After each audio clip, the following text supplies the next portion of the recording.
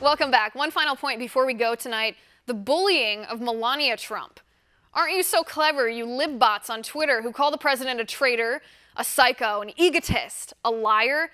You make fun of his tiny hands. You call him a fascist, an orange Hitler.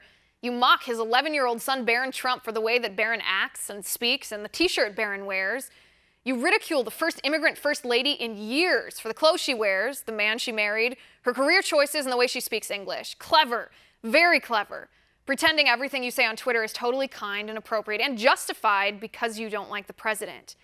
But then you claim President Trump calling Hillary Crooked Hillary on Twitter because Hillary committed a crime, or calling Elizabeth Warren Pocahontas because Elizabeth Warren lied about her heritage, or calling Kim Jong-un Rocket Man as if that will make the North Korean lunatic a lunatic. You pretend President Trump's tweets are cyberbullying, but your tweets aren't. Well, you can't have it both ways. Melania Trump had the courage and the grace at the United Nations yesterday that you will never have. She stood up for an issue that should be bipartisan. But do you realize who you've become as a party? You can't even get on board with an anti-bullying campaign because you don't like Donald Trump. You made fun of Melania Trump's clothes. Lucy Amato said, dressed in a pink balloon, Melania Trump fills the room with hot air and irony.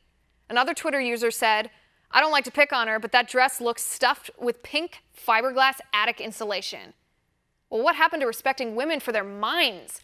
I thought you on the left were champions of women who don't objectify women. Obviously, I was wrong. I'd rather listen to the screech of the emergency broadcast system on continuous loop than hear 10 seconds of Melania Trump's UN speech. After watching Melania Trump speak today, does anybody else feel as though she might be a cyborg? You try giving a public speech in front of an entire world in a language that's not your first language, or your second language, or even your third language. Then come back to me and we'll pick apart Melania's presentation together. Shut your mouth, Melania Trump. Disturbing family. That's an immigrant you're talking about, ye party who claims to stand up for minorities. The First Lady of the United States, a wife, somebody's mother?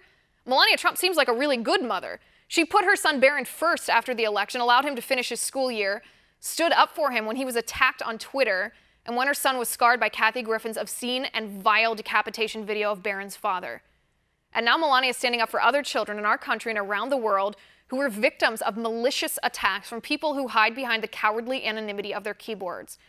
Far from being ironic, it seems like Melania Trump might be uniquely qualified to speak on this topic, and you liberals who degrade her and demean her and, yes, bully her, you're the ones who need to listen to her most of all. And that's my final point tonight. You can reach me on Twitter at Liz_Wheeler. If you liked the show, please send me an email at oann.com/contact. In the meantime, catch us here tomorrow at 9 p.m. Eastern, and until then, have a good night.